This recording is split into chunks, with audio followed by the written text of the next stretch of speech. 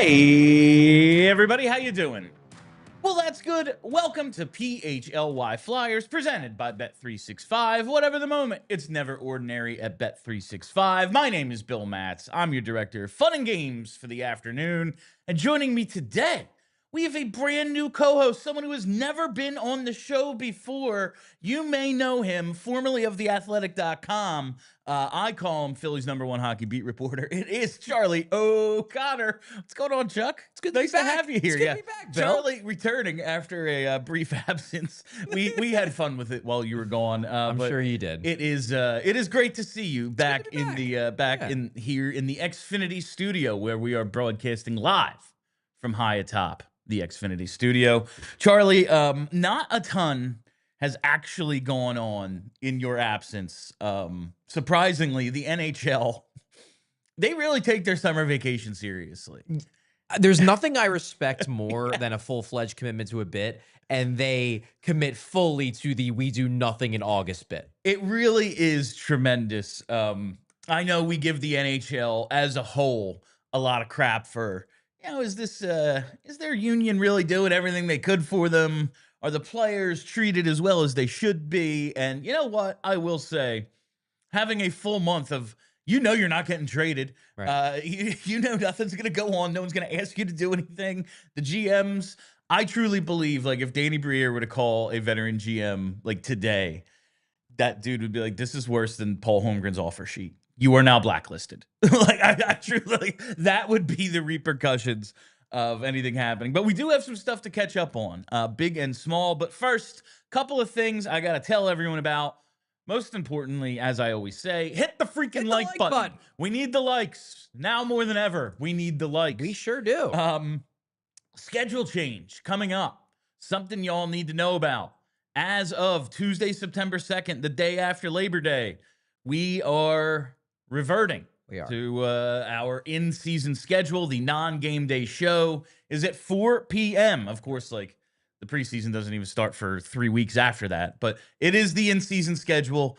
Fall is upon us. September is when I feel like it's back to school. It's like, even if there aren't games yet, and even if there aren't practices yet, number one, you have most of the team's players are at the facility doing the informal stuff. And then also it feels like that's when the GMs are like, okay, I guess I need to sign that contract that has been lingering for 4 months. Yeah, Pat Verbeek doesn't even know Mason McTavish is unsigned right now. Yeah. It's like, what are all these articles about us trading him? Oh, yeah, I probably need to sign him. That was the major. We talked a lot of Mason McTavish the last few days. Yeah. So 4 p.m. And the easiest way to remember this, very simple. Hit that reminder bell. You'll get notifications whenever we go live. I know I never remember anything. But if your computer just tells you PHLY Flyers is live, well, that's super easy. Exactly. Other thing we got to tell you about is the road trip. Yes. We are going out to the West Coast. We're going out to California, March 17th to the 22nd. Us and Philly Sports Trips, and nobody throws a better trip than Philly Sports Trips. We're heading out to Anaheim. We're going to see the Ducks in Anaheim. We're going to see the Kings in LA. There's going to be a watch party for the San Jose game. And John LeClair is going to be there with us. Number 10, John LeClair, member joining of the Philadelphia Flyers front office. Yes, one of the advisors, or I don't know his exact role. I think he might be in player development. It might be like a player development advisor, coach. I don't know his exact role, to be honest. He participates in his power play meetings. We're not going to hold that against him. His primary role, well, I've heard that those meetings happen very sparingly, and their input was not taken. Let's put it that way. But no, LeClair, my understanding is he does a lot of work with the prospects, goes to visit them at colleges. Obviously, there was the big thing about Cutter Gauthier snubbing him. Yes. But my understanding is LeClair, if you go on this trip, which I highly recommend, it's going to be an awesome trip. Based on the Montreal trip we did with them last season, you really should go. But if you go, talk to John LeClair about the kids, because he knows the prospects as well as anybody, because that's his primary role. Yeah, there's going to be a meet and greet, pregame party, one of the games with John LeClair. Plenty of time, downtime on the trip. You can see we're going to 2 games, and we're there for like 5 days. Plenty of downtime. You want to hit Disney, you want to hit the beach, whatever it is. It's going to be freaking awesome. Like Charlie said, Montreal was so fun. They were a big part of our draft party, and that was a huge success. You're going to want to go. So go to allphly.com, click that events tab, get your deposit down now. I know it seems like it's forever away. It's over 6 months away, but these are going to sell out. And start paying installments. It's super easy. I know it looks expensive. You go, oh, but 5 days in a hotel in California in the spring, plus game tickets, plus airfare. This is a really, really freaking good deal. You're going to want to participate. Allphly.com. Go. Seems like a good Christmas gift. And hey, that's for the Flyers fan in your life, or Santa, treat yourself. There's nothing better than when you buy the Christmas gifts for people early. Yes. And then when the rush rolls around, you're like, oh yeah, done with her, done with him. Yeah. Black Friday, you can sleep in. Exactly. Yeah. People don't get up anymore, right? They just go on the internet. Right. Yeah. Well, it's the cyber days. Everything's closed. So like, there are still Best Buys. I was in a Best Buy. Mall recently. is dead. I was in a Best Buy recently, and it was the most depressing thing. Yeah, there's still a Best Buy on Delaware Ave. I go there sometimes. All right. But yeah, allphly.com, events tab. Trip to California. You're going to want to do it. All right. That's pretty much everything, right? Schedule change, road trip. Yeah. All right. So the things that have happened since you've been gone. Since you've been gone. First, we got absolute classic. We got some pretty encouraging news on Tyson Foerster. We did. It's not, oh yeah, he's fine, everything's a go, but it's, we're expecting him for the start of the season. Yeah. And that was Bill Meltzer. Yes, Meltzer said he reached out to Briere via text, and Briere said, looks like it's not the worst case scenario, basically. Right. Where it was like, oh, he might be out till December, and no one knows. Yeah. Now it seems things are progressing well. So we will see about Foerster. And to me, like, that's the biggest. Yeah, you look at the goal and points total the last 2 years. You go, okay, it's coming along with Foerster. He's a good player. Everyone had rave reviews about him at World Championships. Apparently, Crosby talked to Tocchet glowingly about Tyson Foerster. If you're going to poke a hole, it is, man, 2 years in a row, first 15, 20 games. What do we get out of him? Right. We need to hit the ground running. Now, listen, it's not about how you start, it's how you finish. And if he's a second half performer, maybe he can take that into the playoffs eventually. Cool. But 2 points in October counts just as much as 2 points in April. For a team that's going to be maybe hoping to be on the cusp this year, bank some points early as they did a few years ago. As soon as the goaltending went awry 2 years ago, the team was not good. Yeah. But they had banked so many points in the first half that, oh, okay, we're still in the mix. A fast start for Foerster, I think, would go a long way in them accomplishing the goal of at least playing meaningful games in the second half of the season. It would, because if you have a player who gets off to a good start, if you have a player who's playing well, obviously it's going to help the team. To me, I care more about it because it increases the likelihood that Tyson Foerster will have a good year. Oh, yeah. Because for me, like, you look at it, and I talked to Jason Martinez yesterday. Actually, I'm going to be on Flyers Daily. I heard that. Friday. Yeah, he advertised that on today's show. So check that out. Yeah. But we talked about Foerster, and I was like, look, you look at this first 2 seasons. First year, he's doing all the little things right at the beginning of the year, can't score. Second year, he's not doing all the little things right, and he can't score. Yeah. And you start to think to yourself, like, well, I wonder what this guy's numbers would look like if he had a full start to finish year where he was scoring from the jump, and then this injury pops up. And you're thinking, well, is this going to be a third consecutive year where this time he's just not on the ice, but he's going to start out slow and his end of season numbers aren't going to be as good as they would have been otherwise? I'm still not entirely, I feel confident he's going to be ready. I don't think the Flyers have a reason to lie.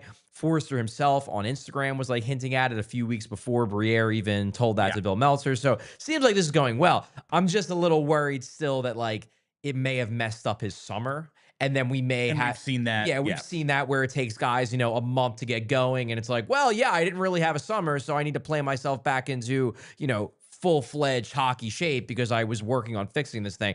So I'm a little concerned about that, but this certainly increases the likelihood that Foerster gets off to a good start. And if he does, I wouldn't say sky's the limit, but like 30 goals suddenly seems very possible if Tyson Foerster delivers something the first 2 months of the year. He finished with 25 and had 2 in the first 16 games.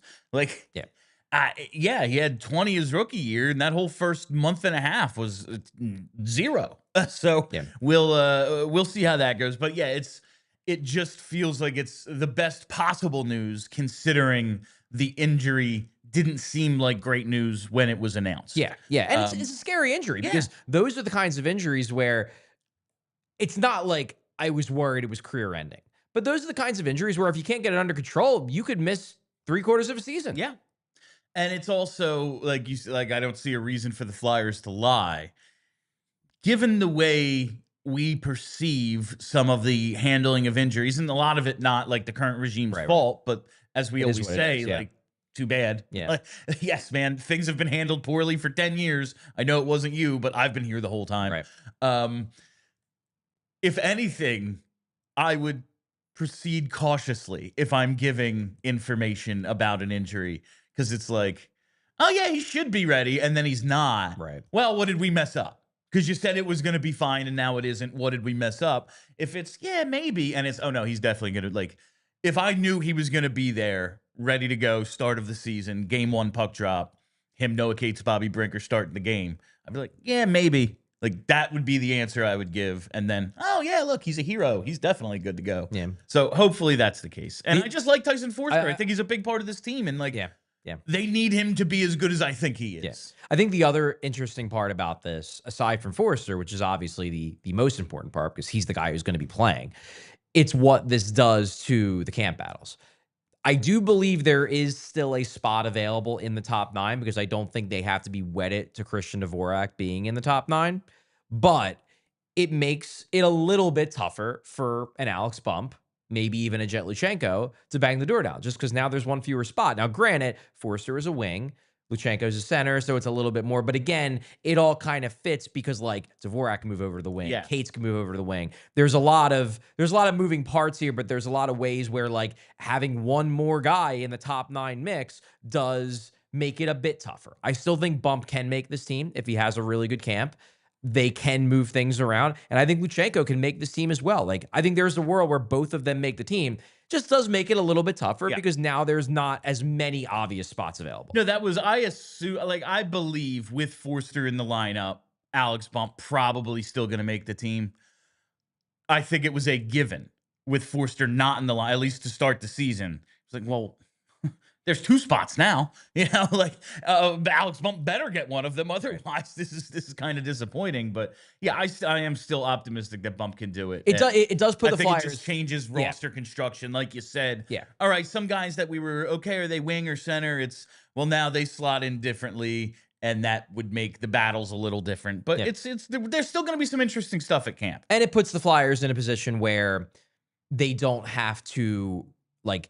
I don't think they would necessarily rush Alex Bump or Nikita Grabenkin or Jet Luchenko or whatever, but now they really don't have to. Now it can be like, let's say Bump has an okay camp. Yeah. If Foerster is out, you're like, well, that might have been enough. Whereas now you can roll if you want to a top 9 of Couturier, Michkov, Konechny, Foerster, Cates, Brink, that's 6, and then Zegras, Tippett, Dvorak. And there you go. There's your top 9. You don't need to force someone in there, even if you're concerned that they're not ready, because Foerster is here. You might have had to do that, or throw Nikita Grabenkin in a 3rd-line role or something like that if Foerster wasn't there. Now it's a bit easier. All right, and the other thing, headline-wise, that happened while you were away, Charlie. The long national nightmare finally came to an end. It did. We know the resolution to Ryan Johansen and what became of his $4 million cap hit here and the $4 million cap hit in Nashville. It's erased. The Flyers, there was no it's settlement. gone. It never happened. There was no settlement. There was no, all right, we're going to give you 2.5. The arbitrator just decided Flyers win. Yeah. And it's been a long time since anyone's decided the Flyers win. So it's a really fair point. It was nice to see. Like I did the show with Petey the day that news came out. I was like, now, Petey, this is typically a pro-labor podcast, but it's really nice to see like Flyers win decision. And the facts of the case really seemed like he could play and basically created a situation in which he couldn't. And that was proven to the arbiter, I suppose. I think back when we realized this was going to be going to arbitration, we realized how this was going to go. I remember making the case of like Johansen has an argument because in theory, like any player is probably injured enough to have surgery, and they could all find a doctor. A guy with a 10-year career, Yes. you go to a normal doctor who doesn't deal with like Yes. NHL players all the time, like, your body is not right, Like, man. how do you walk, Like, man? Yeah, like, And yes. they're like, well, I'm a hockey player. It's what I do. So probably the medicals were in the favor of, even if like they shouldn't have been, they would have been in favor of Johansen's side. The Flyers case basically would boil down to, come on. Like, come on. It was just one of those situations where you're like, okay, so this guy says he's willing to play. We send him to the AHL, and then suddenly he's not able to play. Then he puts off the surgery until after his wedding. Not only after his wedding, it was like he wasn't telling them what it was, so they couldn't pull him off LTIR, so they couldn't buy him out. Yeah. So he backs up the surgery to the point where he wouldn't be ready for the season. And then there's pictures of him like carrying his wife at his wedding. And like at some point, the Flyers just have to walk into that hearing and just say, come on. Like, it's obvious what's going on here. You don't need to be a rocket scientist to see what he's trying to pull. And I just think that's probably why they won. It was very clear, like, okay, you're injured, so you can't be bought out. And then you schedule the surgery for after. You never had any intention of reporting to camp. Like, that is what is very clear. Yes, maybe technically Ryan Johansen has a case based on the rules, but anyone with half an idea of what he's trying to do can see it quite plainly. Exactly. Like, and the Flyers end up winning the decision. So I'm surprised that it wasn't. I'm surprised it's 0. I'm surprised that it wasn't settled. That's I was expecting from the jump that this was going to be settled, and that's why I assumed it was getting pushed back, because I assumed the two sides were like, maybe don't come to that decision yet. We're still working on it. I'm blown away that the Flyers and Johansen didn't come to some sort of agreement, but it works out for the Flyers, because if they would have came to an agreement, they would have gotten a worse deal than what they got, which is having $0 on their books from last year for his cap hit. No, the rollover would have been like, all right, yeah, maybe when we bury Fedotov, it pays for it, but this might be a tapping into LTIR situation or something like that. And if they would have had to tap into LTIR from like during last season, in retrospect, then maybe some of those bonuses carry over, and maybe they have less cap space for this year. And it all kind of throws things in flux. So the best possible outcome from the Johansen situation. Yeah, that's pretty much it on the headline stuff. There's a few other things I want to talk to you about, Charlie, but you know what? Let's take our first break early. Okay. All right, it is time to tell you about one of my favorite sponsors here. Listen, I love all of our partners, but when you're telling me about some freaking beef jerky I can get into, I'm pretty excited, and that's why we got to tell you about Righteous Felon. Are you craving the perfect snack that satisfies your hunger and provides the right amount of protein to fulfill your body's daily needs? Well, we've got the solution for you. It's Righteous Felon beef jerky and meat sticks. Righteous Felon traces its roots back to the hallways of Downingtown Middle School and was officially launched by lifelong friends in their apartment kitchen after college. The Exton, PA-based company has been making all-natural, premium quality, better-for-you meat snacks for over a decade and evolved into the region's preeminent jerky brand. The packaging is fun and engaging, the flavors bold and tantalizing, the texture tender and soft. These are, without question, the best meat snacks around, and that's only like 5% because they're paying me to say it. I eat a lot of beef jerky. I'm a big fan of meat snacks. Righteous Felon, it's way up there. It might be top of the list of best meat snacks I've ever had. The jerky and sticks, they're sold in your favorite local retailers like Wawa, where they're actually running a 2 bags for $10, best value you'll see anywhere deal on jerky right now. You can also get it at Giant, Costco, Royal Farms, thousands of independent stores. So if Righteous Felon jerky and sticks are good enough to keep Phillies pro athletes performing at the top of their game, because that's right, they provide them to all the teams in town, not only as a nice, post-practice snack, but a little protein fuel to eat during games, intermissions, on the sidelines, whatever. That's how great Righteous Felon is. So now, if you're the kind of person who wants a deal and snacks delivered to your doorstep, you can order online at righteousfelon.com using discount code PHLY20 for 20% off. They have all kinds of cool variety packs and bundles on the site, so it's also the perfect gift for that special meat snack lover in your life. Again, that's discount code PHLY20 for 20% off your order on righteousfelon.com. And while we're here, oh, it's time to tell you about Xfinity because the Wi-Fi is booming. Booming. They have the most reliable Wi-Fi with the best in-class equipment. The Xfinity Wi-Fi certainly is booming. Whether you're streaming, gaming, or working from home, the Xfinity Wi-Fi is freaking booming. That's why you all saw yesterday, Petey doesn't have Xfinity. His signal dropped. My Xfinity, it was clear as day. His Wi-Fi was definitely not booming. It was not booming. Not booming. It was bumming. That's bumming because he doesn't have Xfinity. That is the problem. Xfinity combines the power of internet and mobile, so you've got lightning fast speeds at home and on the go. With Xfinity internet and mobile together, the Wi-Fi is booming wherever you go. You got to get the internet and mobile together because internet and mobile, they're just stronger together. Xfinity combines these powers to make the absolute best connection wherever you are. It's the most reliable Wi-Fi. Those claims are based on Open Signal Awards USA Fixed Broadband Experience Report, August 2024. Restrictions apply. Xfinity Mobile requires Xfinity Internet. Actual speeds vary. Restrictions apply. Xfinity Mobile requires Xfinity Internet. Wi-Fi power boost available to Xfinity Mobile customers only. Actual speeds vary. All right, Charlie. All right, William. That was a whole bunch of stuff. It was. So we got some athletic front office confidence rankings today. I think it came out today, but it might have been yesterday. Might have been yesterday. Who's to say? Time is but up. I actually took one of these surveys because I wanted to have my opinion registered in these. And what strikes me first out is the public and fan base. I always just expect the fan base to be a little more optimistic because I have to be. If not, what would I be watching for? But it's basically, I mean, they're a tad, maybe about a half a grade between the two. But basically the same between, just the NHL public at large and the actual Flyers fan base. B minus the Flyers, like total overall from the fan base, straight C to come out to a C plus average.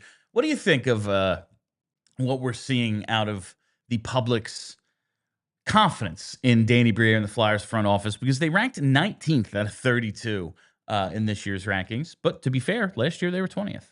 Yeah, I think the truly fascinating part about this, and you touched on it, is the fact that 64% of the fan base, based on these results, now obviously it's not a 1-to-1, but it's more just talking about the people that voted last year versus the people that voted this year, that it's a 64% improvement in terms of fan base confidence. Whereas if you look at it, like, I believe it's 23% of the public is more confident and 30% is less confident. So that's people from the outside are probably a little bit less optimistic about the Flyers than they were this time last year, but people on the inside are way more confident. And I think that, number one, it speaks to the summer. I think the Flyers had what we would both agree to be a good summer, but also it speaks to the fact that the fan base, I think for the most part, doesn't feel like they're being lied to anymore. Yeah.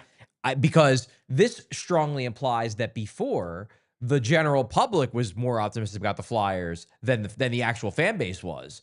And that's probably in large part because the Flyers had not yet regained the trust of most of the fans. Now, I'm not saying that everybody in the Flyers fan base trusts the Flyers. There's a lot of people who still don't. And even the people that don't fully trust. And they're not going to fully trust them until this team is making the playoffs every year. But it does seem like Briere and Jones and Hilferty and everybody, they've made strides in bringing some formerly very doubtful people at least back into the fold enough that they're willing to cut them a break and be like, all right, you've done enough to show me that you don't deserve my outright scorn anymore. And that is a dramatic improvement certainly over where they were 2-3 years ago, but even clearly where they were last year. And that's like, you see the grades, like vision, all that, like, oh yeah, fans give it a B minus. There's a B minus for the trades. And I think that's low. I think the trades have been like the thing Danny has done best thus far. Other than like getting Michkov here. But like the roster building, that's where I'm like, yeah, my issue with the Flyers isn't like at this point, they don't know what the hell they're doing. They're being secretive. They're not even acknowledging they need to rebuild. Like, they've done all that stuff. I have confidence that they at least understand the task at hand. It's simply, I don't know what the ceiling of a lot of their moves is. Like, I don't know. I think when this is all like midway through this year into next summer and next season, I think you will have put together a good team.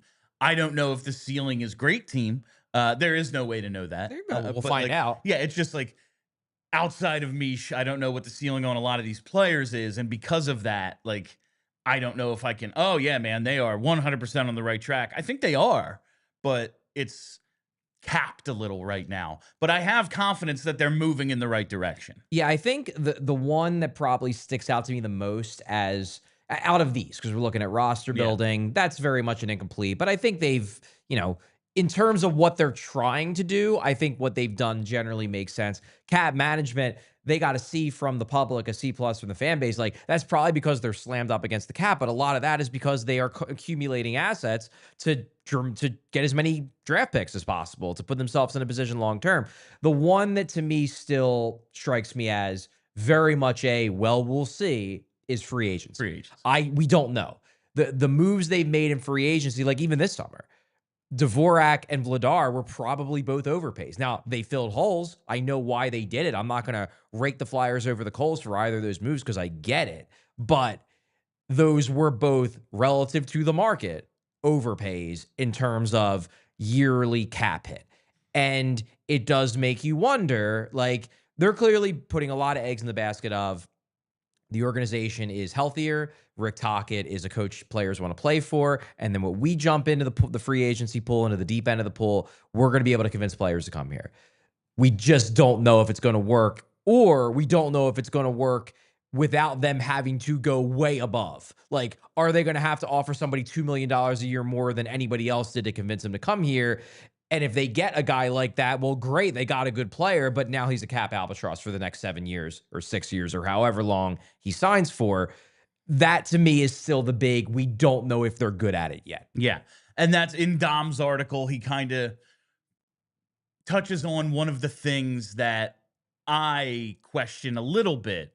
It's like, what is the virtue of improving around the margins and like getting a little bit better for this year when it's like, who's not a long-term solution? Christian Dvorak.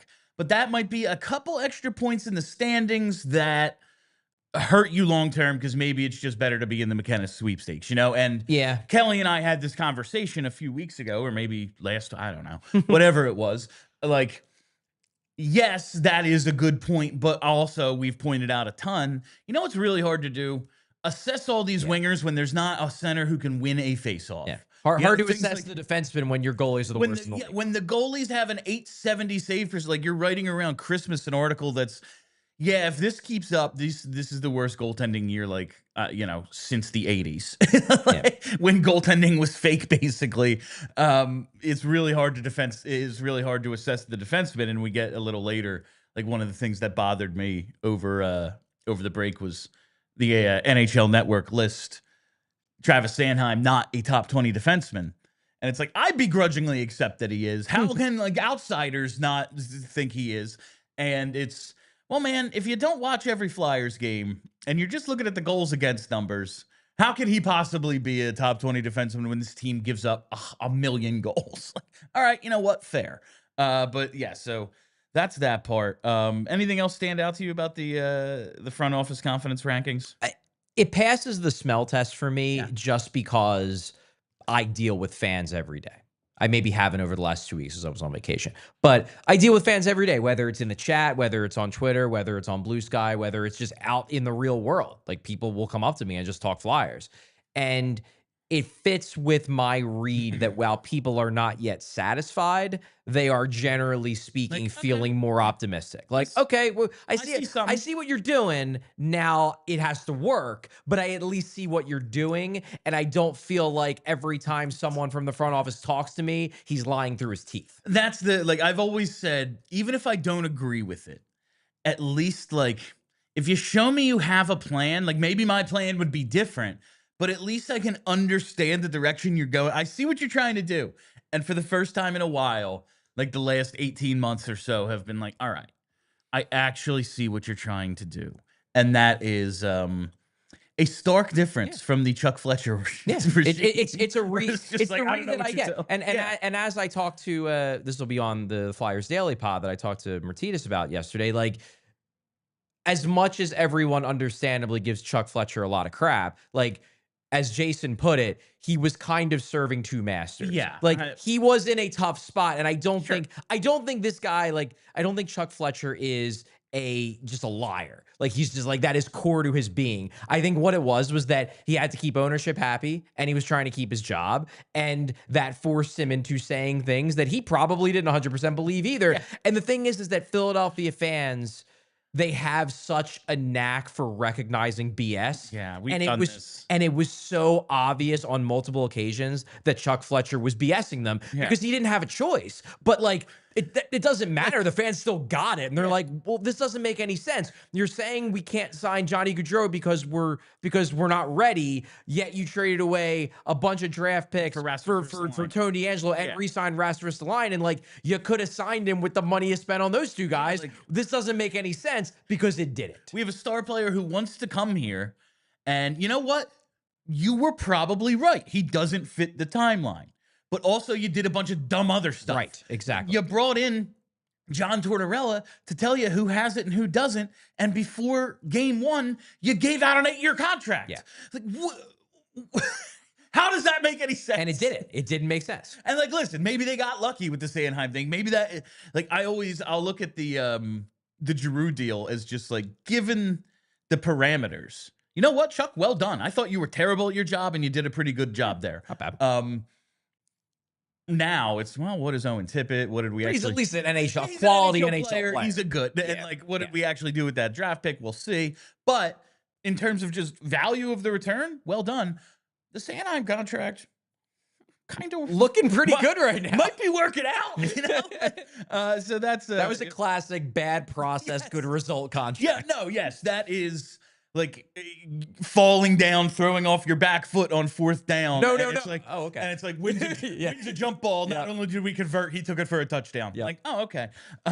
So that's the fan confidence thing. I just love those polls and stuff. I like to get, to get a feel. And like you said, passes the smell test. That's about how I'm feeling.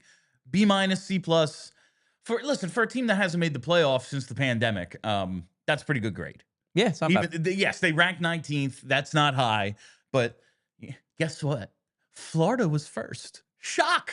Amazing. Like, of course they were. When that's the bar, like, all right, 19th, so be it. They have to still. And they clearly have the best GM in hockey. Yeah. Yeah. And they have palm trees and no taxes, so that helps. It helps. All right. NHL.com doing the 32 in 32 thing where they kind of just run through one team every day, their top prospects, their biggest questions heading into next season, an interview with the head coach, just an inside look, an in-depth look at every single team. Today on NHL.com is Philadelphia Flyers Day, Charlie. Adam Kimmelman writing the pieces. The three questions, which I want to start with, pretty straightforward. I mean, I agree. I would say these are the three. I agree. These are the three biggest. Yeah. Like, you know, how much does michkov progress? But like, we already know he's really good because he just was. You know, I would say that these are the three biggest. How does the power play get better? Great question.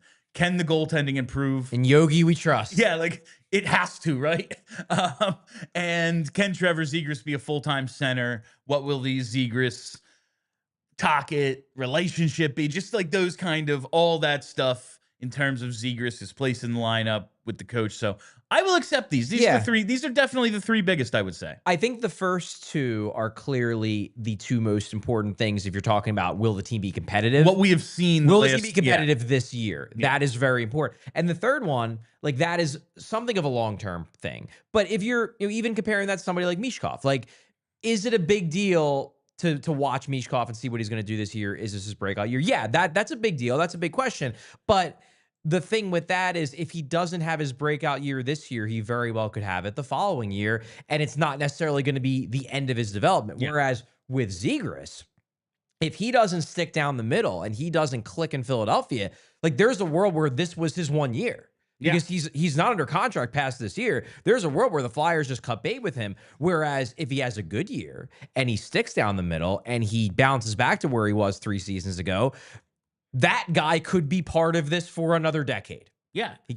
Yeah, absolutely. And just like, I know he's still young, Trevor Zegras, but he's not yet 25, but 24 is, yeah, you're getting there, man. Yeah. You're getting there in terms of you are what you are. Your prime. Now, yeah, listen, we've seen it with two guys on this team in Sanheim and Konechny having a little bit later than you would expect second wave of like development, production jump that came, but It happens. yeah, it does happen, but statistically, your 24, 25 season, you are what you are. So this is kind of a huge year for Zegras, and being a full-time center, I guess he could stick around. Like if he's a 60-point winger, I guess. I could see. I think if he's a 60-point winger, if he's clearly an effective scorer, even if they have to push him over to the wing, and he has good chemistry with Michkov on the power play, they will keep him. But he's obviously not going to get the big contract, and he's not necessarily going to be a lock to be part of this forever. If he's a center, then he's a lock to be part of this at least for the next like 3, 4, 5 years. Yeah, like you have to. Yeah. Like, oh, here's 8. Like, here's 8 years. You know, like we need centers. You're one of them. Yeah. If it's a winger, it's like, I don't know if you can necessarily call him a core piece. I would agree with like that. How much, okay, if he's a winger, well, is he better than Tyson Foerster? You know, like, like now he's in competition with Alex Bump's here. Martone's going to be here in a year. How much do we want to even invest in this position when we have so much there? And he's at least one more year as an RFA. Zegras has perhaps 2. And it's going to be fascinating to see how Zegras works with Tocchet. Yeah, that is going to be a very interesting subplot, not just in Philadelphia, but across the league. Because look, Trevor Zegras might not be what he was 3 years ago, but he still comes with a name. Everybody knows Trevor Zegras. People will be paying attention. Like, yes, if you are a fan of the Utah Mammoth, you will be checking Flyers box scores because you're intrigued to see how Trevor Zegras is going to do in Philly. Wonder what he's up to. Yeah. You know, like Trevor Zegras was on pace to be one of the faces of the league. Everybody knows who he is. Exactly. There's a reason, like, he's in the top 3 questions about this team, even though he's had 2 down years. And there is all right, maybe he wasn't the best teammate. Maybe he wasn't all the way in with the Ducks with Cronin. We saw Tocchet's relationship. He's got a good relationship with some players, and it seemed as if a guy like Elias Pettersson, perhaps not, and maybe there's a little bit of a similarity between these two players in terms of their idea of what they want to be at center versus what Rick Tocchet wants out of them. So it's all I think it all kind of fits into that one. It's Can intriguing. he be a full-time center? It's intriguing. And I've expressed this on the show multiple times, but I'm optimistic. Everything I've heard from people who I've talked to that are close with Trevor Zegras, that know him personally, have told me that like he is coming in with the exact right attitude, that he knows that this is such a huge year for him, that he needs to endear himself to a new group. He needs to endear himself to a new coaching staff. And it seems like he's approaching this summer the right way. And I get the sense he's going to approach the camp and the start of the season the right way. And again, we've talked about this on the show that like, maybe if he was he's getting Tocchet after Cronin. Yeah. Cronin is a notorious hard ass, a guy who was real tough on his players, who most of the players in that team didn't like him. If he was getting Tocchet after like Joel Quenneville, like a player's coach, and then Tocchet comes in and starts giving him some grief, maybe he wouldn't be that receptive to it. But after Cronin, it's kind of like, it's like after Torts. Yeah. Like anything after Torts is going to look like a breeze. Anything after Cronin also going to look like a breeze. And I think Zegras may be more willing to accept pointed critiques from Tocchet than he would have been had he not been coming right after a guy who basically was screaming at him to remake his entire game. Yeah. And he lives in a world where his contract is expiring, and his last 2 seasons, he's played a total of 88 games and scored 18 goals. Yeah. Like, he has been humbled. He has been humbled by this league. If he wants to keep making a ton of money, he kind of needs to put his head down, do the work, and become the player that he was supposed to be his first couple years in the league. So I am also optimistic. Let's hit the top 5 prospects real quick before we move to the reads, Charlie. This one, I just wish there was a little bit more context of like it just kind of starts. there's no like preamble before the list like you get on so many list articles. Like, okay, here's my criteria, and now here's based on that the list. It just kind of goes, Yep. and based on that, Alex bump over Porter and Martone seems insane. Yeah, I am friends with Adam Kimelman. Yeah, He's yeah. a good guy. I see him all the time around the Flyers facility. I really hope this is more of a like who is going to have the bigger impact over the next year rather than like Adam actually thinks Alex Bump is the Flyers' best prospect, because I don't care. Like, you could be really high on Alex Bump, and that's fair. Like, there are people who think he's going to be a stud. A lot of people in the Flyers organization think he's going to be a stud. I don't think anybody in the Flyers organization thinks he's going to be better than Porter Martone. I really like, unless Alex Bump is turns himself into a 40-goal NHL scorer. I really hope he's not better than Porter Martone. Yeah, exactly. But like I do think that probably weighs in heavily, because in the article there is like at the end of each summary of each player, projected NHL arrival. Alex Bump is the only one that it says this season. Then you have Porter Martone next season, Jet Luchenko next season, Oliver Bach next season, and then number 5, Spencer Gill, 2027-28. Yeah. But it does say, like, the little intro to the article does said NHL.com is providing in-depth roster, prospect, and fantasy analysis. This does seem like something that fantasy thing. Yes, maybe if you are a fantasy owner and it's like you have a keeper league or something. All right, Alex Bump might be over Martone, because at most you're going to get a few games out of Martone and you're drafting him for next season. Whereas Bump, good chance he plays 60 plus games. And Bump is in the fantasy article. I didn't put anything in here about it, but in the fantasy article, Bump is like one of the like under the radar, like dark horse sleeper guys, yeah, something like that. Yeah. So he is mentioned in that category. So that probably weighs in heavily as well. Like, he's actually going to score a goal this season. You know, yeah. Porter Martone might not. Yeah. So we'll see. But that's the top 5. Would you have Spencer? You're putting out your list soon. We are. Alex Appleyard and I actually have already created the list. Now we have to do the write-ups, and we'll obviously have our usual interview with Brent Flair on the top 20 prospects. I can tell you, without giving away the store, Spencer Gill is not in the top 5. He's not in the top 5. I was a little, especially like you look at this and it's Bump. All right, yeah, he's making the team. Martone, Luchenko, Bonk, they are all close, we would guess, a year away, as the article says. I would agree. And then Spencer Gill, it's like, I know some people are high on him, but like 2 years away, defenseman, kind of in a depth role.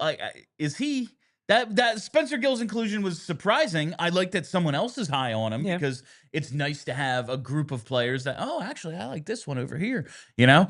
But Gill at 5 was a little surprising. The other 3 make a ton of sense. Yeah, there's a lot of guys, like some guys that I can guarantee you are going to be a higher than Spencer Gill on our list. Igor Zavragan, definitely. Denver Barkey. Then, like, all the guys they took, like, you know, Murtagh, Nesbitt, Vansagi, like, all those guys are going to be ahead of Spencer Gill. So we have quite a lot of players who are above Spencer Gill on our list. Not that we don't like Spencer Gill. I actually am higher on Spencer Gill than Alex is. He's a bit more skeptical. I like the skill set, but yeah, I don't see Spencer Gill as a top 5 Flyers prospect. And that's not a slight against him. No, they actually have. It's very deep pool I now. talked to Maddie about the top 25, under 25 the other day, and it's like, yeah, they got like a kind of deep pool right now. They do. All right, with that, let's take our second commercial break. I love that I have this on the day Charlie returns, because it's his favorite. Because I have to say, Cherry Hill Mitsubishi. Yes. Listen, here's a fact that shocked me. Mitsubishi Motors is number 1 in customer satisfaction with dealer services among mainstream brands and SUV owners. And listen, I can tell you that all I want. How many cars do you own, Bill? Do you know who the number 3 is? Well, it's not me saying it, though. It's freaking JD Power. You've heard that name before. I think they carry a little bit of weight. That's how highly rated Mitsubishi Motors is. And if you're looking for the most affordable 7-passenger SUV in America, CherryHillMitsubishi.com has you covered with the 2025 Outlander. You got to take advantage of their 0% for 60 months APR financing, or take home the 2024 Mirage with payments starting at $55 a week with $0 down. Offer not valid with trade-in. Offer subject to credit approval by third party. Not all applicants may qualify. You combine all this with the best warranty in the automotive business, 10 years, 100,000-mile powertrain, and 5 years, 60,000-mile bumper-to-bumper. Why settle for a lesser warranty and be on the hook for costly repairs down the road? Wouldn't make sense to me. So stop in today and tell them PHLY sent you and receive a $100 Restaurant.com gift card just for taking a test drive or completing a trade appraisal. I know people buy Mitsubishis elsewhere. I just don't know why. Drive home in your new Mitsubishi today, just minutes from all bridges, or available online 24/7 at cherryhillmitsubishi.com. While we're here, you know I love my friends at TrueMark Financial, and they have a message for you about back-to-school shopping, because believe it or not, back-to-school season is almost here. Even though I don't have kids heading back to class, it is a great time to take advantage of seasonal deals like office supplies, new clothes, tech upgrades, and everything in between. And this year, I've been planning ahead, and I'm using my TrueMark Financial Credit Union debit card that earns rewards. Because every time I swipe my card and choose credit on purchases, whether it's on, set of headphones, some much needed everyday essentials, whatever, I'm earning points. And those points, I can redeem them for cash on gift cards, gift cards, travel, merchandise, and so much more. I've already got my eye on a gift card that'll come in handy for some fall shopping, maybe even a little holiday shopping like we were saying earlier. Nothing better than getting that done early. It's a simple way to get rewarded for buying the things I already need. And if you're already a TrueMark Financial Credit Union member, be sure to check out your debit card benefits before you hit the stores or start shopping online. And if you're not a member yet, now's a great time to join. Just stop by one of TrueMark Financial's 24 branches or visit TrueMark.com to open an account. TrueMark Financial Credit Union is federally insured by the NCUA. All right, now it is time for the big deal. Presented by Cherry Hill Mitsubishi. It's an extremely big deal, it's William. a huge deal, Charlie. Because a defenseman I don't even really like that much didn't make a list, and I'm mad about it. No, this is another thing. Listen, you took the perfect week off because it was all stuff that you'd be like, I don't care. It's all rankings and like lists. And listen, this time of year, you listen to the sports radio station in town. It's like, it's Mount Rushmore week, right? And that's what this time of year is. It's lists, it's rankings, it's coming up with something because there's nothing going on except charting baseball. Eagles training camp passes. Listen, you got to have something because nobody wants to hear about baseball every single day. If you're a hardcore baseball fan, good for you. But I am. Yeah, you are. There's only so many times you can have the same debate about Max Kepler. Yeah, I too know that Nick Castellanos is the worst right fielder in baseball. What do you want me to do about it? We talked about it yesterday, so that's where this stuff comes up. And the NHL Network, they do it every year. Their top lists of players at every position. Sanheim didn't make the top 20 defenseman list. The one saving grace of this, because the thing that I pointed out, and Brennan made this graphic, or maybe it was Ethan, I don't remember, but I listed every defenseman on the list by nationality. Okay. Five Canadian defensemen on the top 20 list. So even if you're like, he's going to play for Team Canada in the Olympics, it's like, well, that's not a full blue line. Fair. So perhaps he's 21. But I found it crazy that this guy isn't getting that recognition. But like I said earlier, it's also nobody watches the fourth worst team unless you're a big fan of that team. Nobody's watching the fourth worst team in the league every single night. You just look at the goals against numbers and go, well, how could he be that good? I mean, that's true. But also, and it's funny that you were more annoyed by this than I was, because I am very clearly the bigger Travis Sanheim fan. If it was a top 30, I think I would have a bigger issue, because I look at the guys on this list and there are maybe only one or two that I look at and I say, I can confidently state that I think Travis Sanheim is better than those guys. I really like Travis Sanheim. I don't think he's better than Gustav Forsling. I don't think he's better than Shea Theodore. I don't think he's better than Charlie McAvoy. I don't think he's better than Evan Bouchard. So you're really down Thomas Harley. You know what? Sanheim's more accomplished than Harley. Harley was better last year. He was one of the better defensemen in hockey, especially after Miro Heiskanen went down.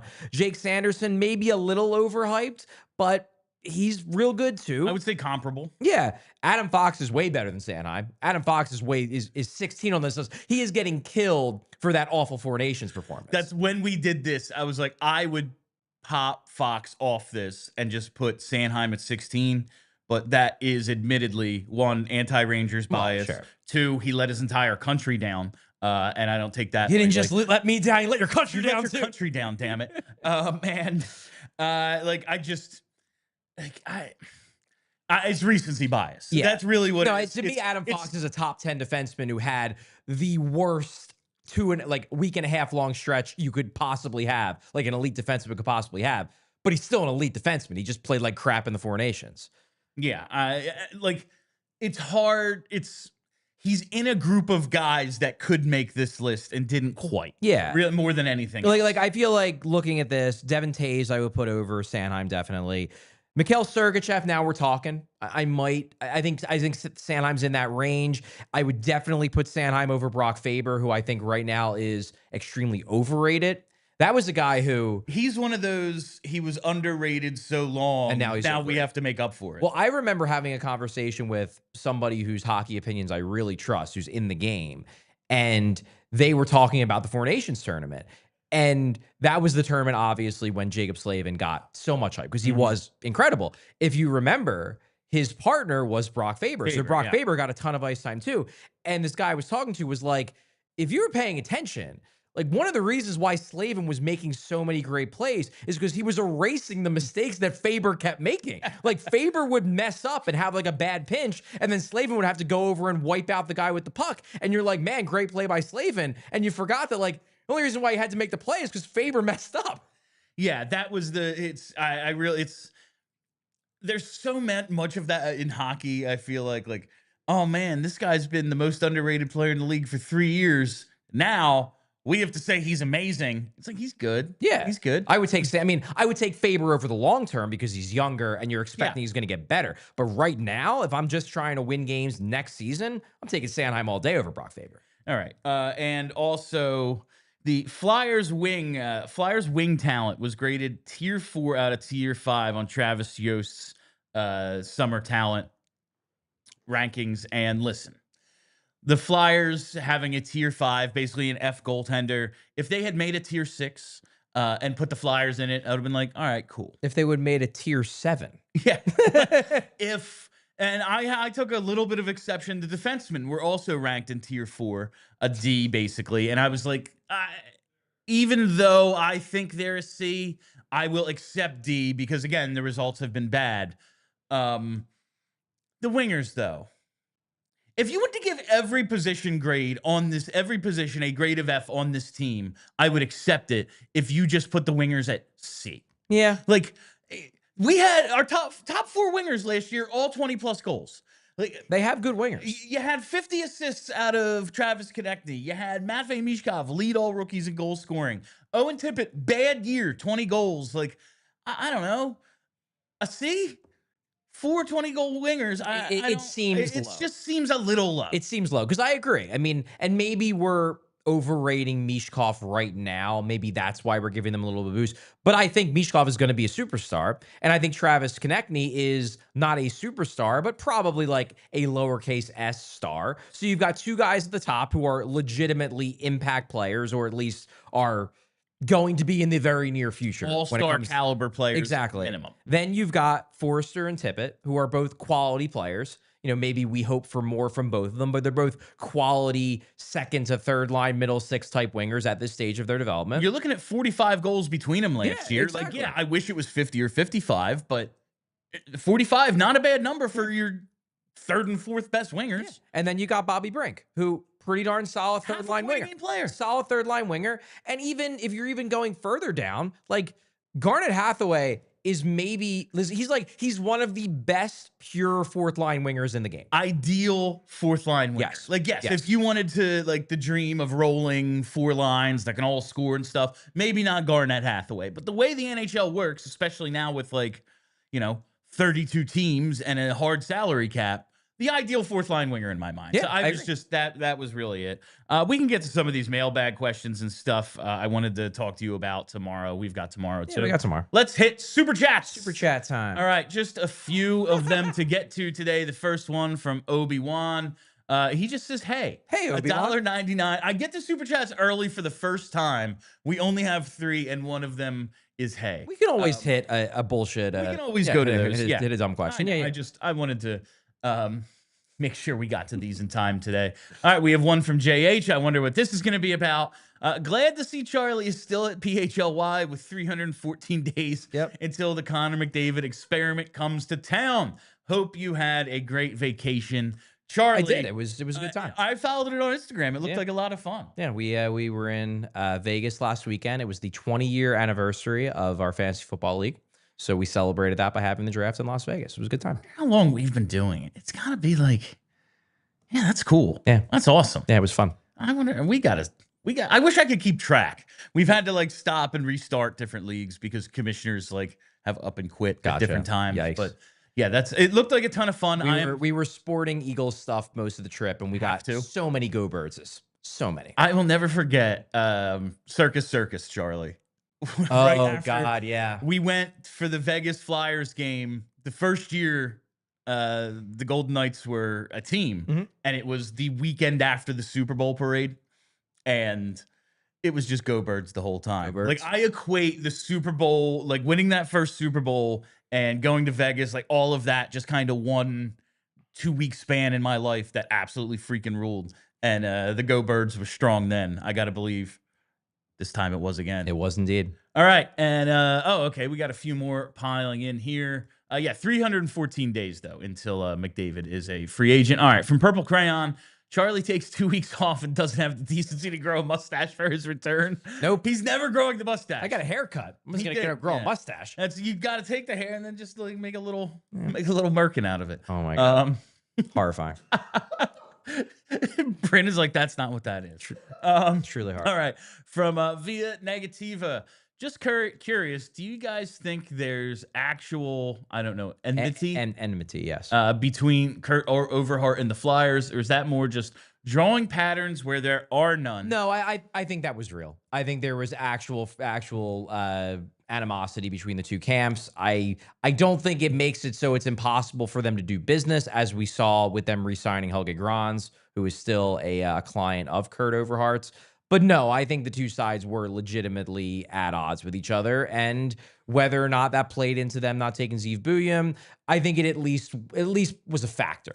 We have seen front offices in other sports in this town have this issue, whether it's the Eagles and Drew Rosenhaus, the Phillies, and who the hell's Bryce Harper's agent? The guy who's everyone's agent in baseball. I'm blanking, but I know exactly who you're talking about. Everyone knows who I'm talking about. Boris. Yeah, Scott Boris. Like, yes. There probably isn't the best feeling there, but you kind of just got to get over it, and everyone does their jobs because you need players, and players need jobs. You know, like there's incentive on both sides to be like, all right, moving on. Right. All right. Next one here from Mellerman. In honor of Shoresy Season 4, what is your go-to karaoke song to impress that special someone in your life? Do you have a go-to karaoke song? I have done karaoke one time. You were there, I believe, at Adobe. Oh, yeah. Where they had those pitchers of margaritas, and I was just drinking straight out of the pitcher, and I did... Well, that's what you did at old Adobe. Yeah. If you're familiar with Adobe currently is a bar that is in Bella Vista. It used to be right at the south end of Passyunk, right before it crosses over into being on the west side of Broad. There's currently a dance studio there. It was a dumpster fire of a bar in the best way possible. The best. I did that. The only time I've ever done karaoke was that, and I did Cypress Hill Hits from the Bong. Okay. Said I didn't need the projector, the prompter, and you needed it. I started in the second verse, it got lost, and then during the chorus, people started booing. I always say I got booed off stage, but I didn't. I didn't leave. You just and then finished. I picked it back up, and I think I finished strong. But by then, I'd already lost the confidence of the audience. Let's just trigger overtime. So I've done. Yeah, let's trigger overtime. Good call. And then we'll wrap this up. We got two more. Well, I have to give my answer and then one more. Overtime. Anyway, I have gone to karaoke way more times than you. That was a regular occurrence for me in college, and I've continued it throughout my 20s and into my 30s. I have many songs that I do a lot. Like if I have a friend who knows the song well, I love doing Trading Off I'm on a Boat by Lonely Island. That's fun. That's one of Ava's favorite songs. But you need to have another person. You need to be bouncing back and forth as they're trading off verses. My favorite singular alone song, I love doing All These Things I've Done by The Killers. That's great. Love that song. That's a great one. That's really good. All right, another one here from Obi-Wan. How much D'Lo we getting this season? It's a good question because we got a mailbag the other day, like who's going to lead the team in fighting majors, and I'd still put him as the favorite. But like maybe he doesn't play that much like he didn't last year. So I'm thinking Nick Seeler, and my my dark horse was Alex Bump, just because people are gonna want to punch him in the face. Ooh, yeah, maybe. But how much? Like we got to see. Like what? I think we got to get stat. We got to get a read on Tocchet. We just don't know about Tocchet yet. I think he'll play more than particularly online fans want him to play, but I don't know if that's going to be a lot of games. Like he's not getting buried. You know? No, I don't think he's getting buried. Yeah. All right, and last one here from David. Y'all hear they're getting rid of McClinchy. Did hear about that? Yeah, it closes tomorrow, I think. Yeah, I was talking to VG before the show, and VG from the Anthony Gargano show, and we both agree that like while we don't go there, it made us feel good that it existed. It's like, yeah, I probably haven't been inside McGlinchey's for like a decade plus, but it just made me feel good that it was there. They had the Dark Yingling. They're taking away all the smoking bars, man. You can't smoke in 12 steps anymore. McGlinchey's is closing. The world's upside down. It's probably good, but like that place ruled. All right, and that is all the time we have for you on PHLY Flyers today. Thank you all for listening. Thank you for hanging out. Thank you for checking out our show that broadcasts live from the Xfinity studios. If you're not already, you got to hit that subscribe button. Follow us right here on YouTube. Set the reminder bell. And remember, we're going to 4 p.m., 9/2/25, the day after Labor Day. So make sure you set that reminder bell so you get reminded that the show ain't on at noon anymore. All right, follow us on all the socials, at PHLY_Flyers on Twitter, and follow the pod wherever you get those. Just search PHLY Flyers. That's it. I'm Bill Matz. That's Charlie O'Connor. Till tomorrow. Be excellent to each other.